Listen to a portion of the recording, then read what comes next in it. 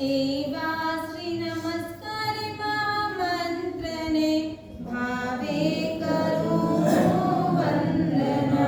एवा श्री नमस्कार महामंत्रने भावे करो वंदना।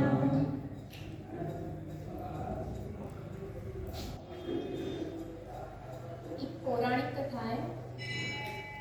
प्रवचन की शुरुआत करने से पहले हम उस कथा को बीच में लेंगे। एक शिल्पकार जो बहुत ही सुंदर मूर्तियां बनाता था, उसकी मूर्तियां देखो तो ऐसा लगता है ये मूर्तियां नहीं है, सजीवन यानी कि साक्षात कोई व्यक्ति ही बैठा हुआ। मृत्यु नजदीक जानकर उस व्यक्ति ने सोचा कि मुझे यमराज लेने के लिए आएगा, उसे भी आश्चर्यचकित कर दूंगा। इतनी मूर्तियां बनाओ कि वह किसको लेकर जाओ उसे मालूम न पड़ेगा, खाली हाथ उसे लौटना पड़ेगा। यमराज आएगा तो खाली हाथ लौटेगा वो? नहीं लौट सकता। उस व्यक्ति ने सोचा और अपने ही जैसा उसका रूप रंग है वैसी की वैसी उसने 90 मूर्तियां बना दी। कितनी बनाई?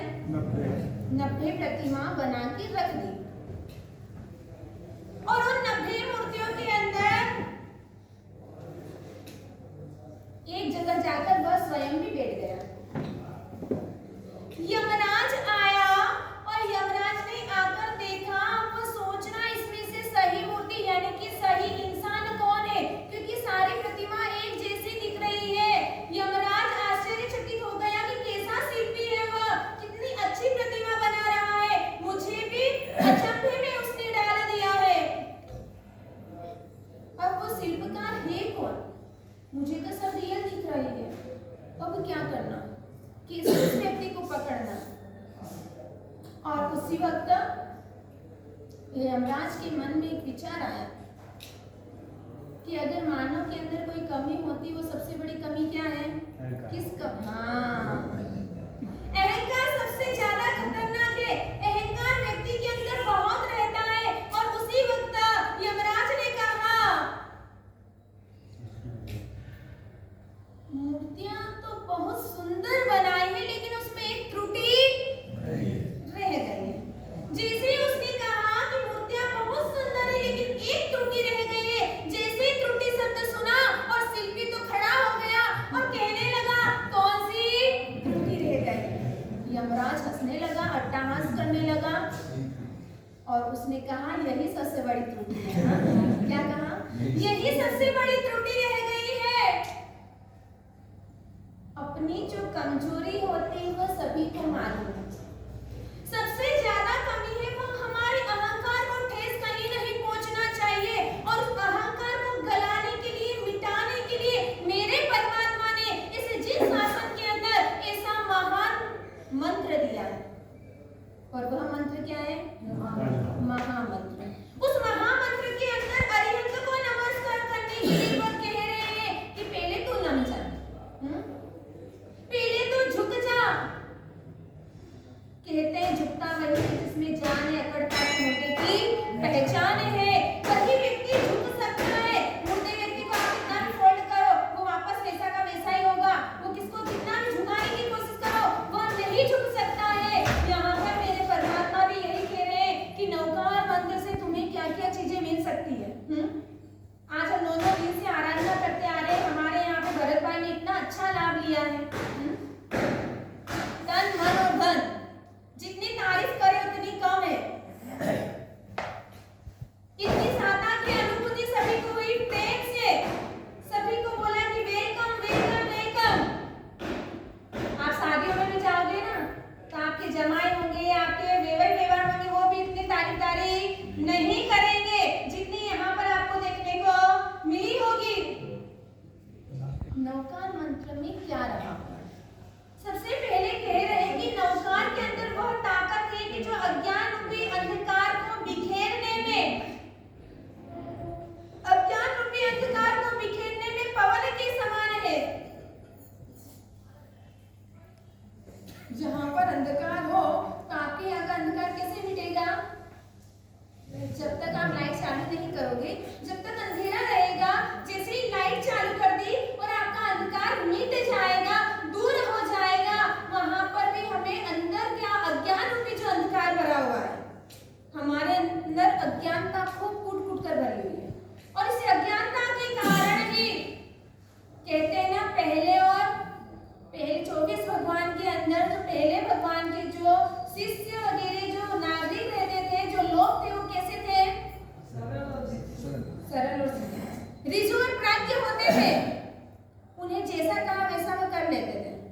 ये अपन कल्पसूत्र के माध्यम से अपन सुनेंगे कि जब एक नटड़ी का यानी कि जो नाटक, जो नृत्य, जो प्रोग्राम था वो देखने का गुरु भगवंत ने मना बोल दिया, वहां को छोड़कर आ गए। फिर एक दिन कहा किसका था प्रोग्राम?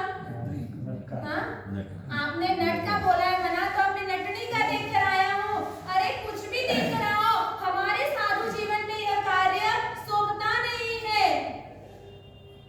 तो कहने का मतलब जितना कहा उतना कर लेंगे, उससे ज्यादा अपन आगे की अपनी बुद्धि नहीं लगा सकते। लेकिन अपने यहाँ के अभी के 24वें भगवान के जो शासन में अब जो चल रहे हैं वो व्यक्ति कैसे हैं? वक्र और जड़। वक्र और जड़, उन्हें सब कुछ समझा दिया जाता है लेकिन फिर भी वह समझने के लिए तैयार। समझते सब कुछ है। आज हमें पाठ पर बैठकर कुछ समझाने की जरूरत नहीं है क्योंकि आपको सब कुछ मालूम है ना। हमारे साथ भी वही बोलते हैं जो हमको मालूम है, लेकिन फिर भी जानते हुए भी हमें आज आचरण में नहीं लाना है। हमारे अंदर वो श्रद्धा नहीं बैठ पाई है, हमारा मन चंचल बना जा रहा है। नौकार की माला गिनते हैं तो सबकी यही सिखाए महाराज साहब जी, मन स्थिर नहीं रहता। क्या सिखाएगा आज अपनी? मन स्थिर नहीं रहता। मन को स्थिर क्यों नहीं बनता? जब नोट गिनते हो तो मन क्या होता है? नोट गिनते वक्त क्या होता है? मन इधर चला जाता है। अगर एक बार मन इधर उधर चला गया तो 4 बार गिन लेंगे, लेकिन मन इधर उधर नहीं भटकेगा। 5 सहेलियां अगर पानी भरने के लिए गई है, कुएं से पानी भर के आ रही है, अपने सिर पर घड़ा है, हंसी मजाक करते हुए आ रही है, उस वक्त भले कितनी वो मजाक मस्ती सब कुछ कर रही है, लेकिन उसका ध्यान कहाँ पर रहता है? अपने सिर पर रहे हुए इस घड़े पर रहता है कि कहीं इस घड़े का पानी बाहर ना निकल जाए। बैंक में जाते हो आप लोग, कैशियर क्या करता है? हाँ? बैंक में बाहर इतनी लंबी लाइन रहती है, कैशियर वही देखता है कि कितनी लंबी लाइन है, उसका ध्यान किस पे रहता है? नोट गिनने पे। उसको कुछ लेना देना नहीं, भले कितनी भी हो, मेरा मन मुझे यहाँ पर लगाना है, कितने पैसे आ रहे, कितने जा रहे, कितने लेना है, कितने देना है, उसी में उस व्यक्ति का मन रहता है। जब तक हम भी अपनी आत्मा पर, अपनी इंद्रियों पर कंट्रोल नहीं लगाएंगे, जंजीरों से नहीं बांधेंगे, उस पर पाबंदी न लगाएंगे, जब तक ये हमारा मन भी भटकता रहेगा। और उस भटकने से अटकने के लिए यह नौकार मंत्र की साधना हमें भगवंत ने बताई है। इस नौकार की तुम साधना करो, यह आपको भव से पार लगा देगी। क्या कहा है? नौकार की साधना करो। याद रखना, सारे दुनिया में जितने भी मंत्र है वह आपकी इच्छा की पूर्ति करेगा। क्या करेगा? आपकी इच्छा हुई है मेरा बंगला आ जाए, तो वह आपको मंत्र साधना से आपको किसी चीज की पूर्ति हो जाएगी। किसी के पास बुद्धि नहीं है, बुद्धि आ जाएगी। धन नहीं है, कुबेर देवता की आराधना करोगे, लक्ष्मी जी की आराधना करोगे तो धन आ जाएगा, लक्ष्मी आ जाएगी आपके पास। लेकिन इस महामंत्र के अंदर क्या शक्ति रही हुई है? दूसरे मंत्र इच्छा की पूर्ति करेगा, लेकिन महामंत्र इच्छाओं को समाप्त करेगा। क्या करेगा? अब दोनों में से कौन सी चीज आपको अच्छी लगी है? कौन सी चीज अच्छी लगी है? हाँ? इच्छाओं की पूर्ति हो रही है, वो मंत्र अच्छा लगेगा, या इच्छाओं का नाश हो रहा है, इच्छाएं हमारी समाप्त हो रही है, वह मंत्र अच्छा लगेगा? इच्छाएं हमारी नाश हो रही, समाप्त हो रही, हमें वह भावना आती कि मैं जितनी आराधना करूं, जितना त्यागमय जीवन जीऊं, उतना मेरे लिए जीवन के अंदर लाभदायक है। यहाँ पर जो जिंदा श्रावक की जो कल बात कर रहे थे, सभी को सुनना है कि जिंदा श्रावक के जीवन में क्या हुआ। कल देववंदन के समय स्तवन के अंदर जिंदा श्रावक की बात आई थी, और जिंदा श्रावक एक दृढ़ धर्मी श्रावक था। उस नगर के राजा को बिजोरे का फल, मेरा नेशनल कर्नाटक में आता होगा, पर वो मालूम नहीं कि गारंटी कि ये वही रियल का फल है। कोई गारंटी नहीं कह सकते, आजकल का नया फल बना के उसका नाम दे दिया हो तो भी कोई गारंटी नहीं। जिस फल के लिए राजा जैसे राजा एक एक व्यक्ति को मारने के लिए तैयार हो जाता था, तो उस बिजोरे के फल का स्वाद कितना अच्छा होगा।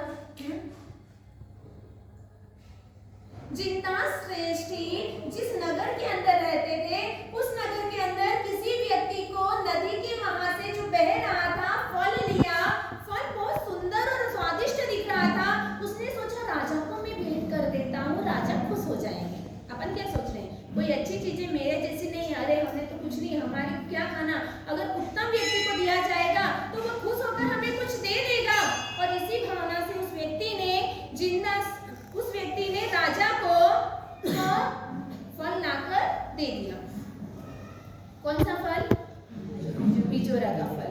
वह लाकर दिया, राजा ने खाया। राजा को वह रस जो उसका स्वाद था वह दाढ़ में ही रह गया। अब उसकी राजा की इच्छा क्या होती थी, मुझे प्रतिदिन यह फल खाना है। जांच करवाए कि यह फल किसने लाकर दिया है, कहां से लाकर दिया है। तो उस व्यक्ति को बुलाया गया और उस व्यक्ति ने कहा कि राजन, यह फल आसानी से मिलने वाला नहीं है, यह तो पानी के बहाव में आ गया था, इस वजह से मैंने आपको दे दिया है। बोले यह फल कहाँ पर मिलता है? तब उसने कहा कि इस नदी को पार करके एक कुंड आएगा, उस कुंड में छलांग लगाओगे, वहां पे एक पेड़ है, उस पेड़ से तोड़कर इस नदी में डाला जाएगा और वहां का जो यक्ष है वह हम व्यक्ति को खा जाएगा। जो जाएगा वो वापस वहां से आ नहीं पाएगा। क्या कहा है? एक फल के पीछे एक व्यक्ति की जान देनी पड़ेगी। राजा तो रस लोलुपे में इतना मुग्ध हो गया कि उसे किसी की जान जा रही है उसकी चिंता नहीं। उसने कहा कुछ भी हो जाए मुझे वह फल खाना है, किसी भी तरकीब से आप मुझे वो फल लाकर दिया करो। अब राजा की आज्ञा है, राजा की आज्ञा का उल्लंघन नहीं कर सकते। तब गांव के अंदर, उस नगर के अंदर यह नियम कर दिया कि रोजाना की एक चिट्ठी निकालते थे, जिसका नाम आएगा हर प्रत्येक घर के अंदर से एक एक व्यक्ति को वहां पर जाना पड़ेगा। वह बिजोरा पाक फल नदी में डालेंगे, नदी के बहाव से वो आएगा, वहां पर राजा के मंत्री जो सैनिक सिपाही जो रहेंगे वो वहां से लेकर राजा को वह फल दे देंगे। यह रोजाना की रूटीन चलती गई और रोजाना के लिए एक फल के लिए एक व्यक्ति की बलि दी जा रही थी। ऐसे करते करते जिंदा श्रेष्ठी का दिन आ गया। अब जिंदा श्रेष्ठी ने तो सोचा जो जाता है वह आ नहीं सकता। जिंदा श्रेष्ठी भी नदी के सहारे उधर उस कुंड के वहां तक पहुंच गए। वहां से जोरदार नवकार मंत्र का स्मरण जोरदार करने लगे, जोर जोर से नमस्कार महामंत्र बोलने लगे। और नमस्कार महामंत्र बोलने से ही वहां का जो यक्ष जो था, जो मानवों को रोज न खाता था, ऐसा वह यक्ष भी सोचने लगा, चिंतन करने लगा। और चिंतन करने के बाद उसे मालूम पड़ा, ओहो यह शब्द मैंने कहीं सुना है। क्या कहा है? इसलिए जन्म होते से ही हम नवकार सुनाते हैं, मरण के समय भी हम नवकार सुनाते हैं। कभी हमारी दुर्गति हो जाए, बाई चांस कहीं पर लिखा हुआ दिख जाए, कहीं कहीं से सुना हुआ मिल जाए, बाई चांस हमें जाति स्मरण ज्ञान हो जाए तो हमारा बहुत सुधर सकता है। देव की बात मैंने कही थी एक बार कि देवलोक का देवता जो सोच रहा था मैं यहाँ से मरकर मेरा आयुष्य पूर्ण करके मैं कहाँ जाऊंगा, और उसने अपने अवधि ज्ञान से देख लिया कि मैं इस जंगल के अंदर बंदर बनूंगा। क्या सोचा उसने? उसे ज्ञान से मालूम हो गया कि मैं यहाँ का आयुष्य पूर्ण करके इस जंगल के अंदर बंदर बनूंगा। और उसने पहले से अपने सेफ्टी के लिए क्या कर दिया? उस जंगल में जाकर एक शिला के ऊपर नवकार लिख दिया। हमें आगे की तैयारी हमने करते हैं, हम तो यहाँ की तैयारी कर रहे हैं। हाँ, उस देव को अपनी आत्मा की चिंता थी कि मेरे परभव में मुझे क्या होगा, बंदर के भव में मुझे कौन सद्बोध देने के लिए आएगा। इसलिए उसने नौकार गिन लिया, वहां बंदर बना। घूमते घूमते घूमते एक दिन उसी शिला के पास पहुंचा और जैसे ही शिला के ऊपर नौकार गिन देखा, उसने पढ़ा तो उसे लगा ओह यह नौकार ही मुझे भगवान उतारने वाला है। उसे सब कुछ जानकारी मिल गई। यहाँ पर भी जिंदा श्रेष्ठी जैसे ही नौकार सुन रहे हैं और नौकार बोल रहे हैं और बोलते ही यक्ष को मालूम पड़ा अरे यह शब्द मैंने कहीं सुना है, और तुरंत जाति स्मरण ज्ञान हो गया। और उसने देखा ओहो मैं तो एक साधु था, एक मुनि था, मैंने अपने आचार्यों का पालन सही ढंग से नहीं करा, उसी के कारण मुझे यह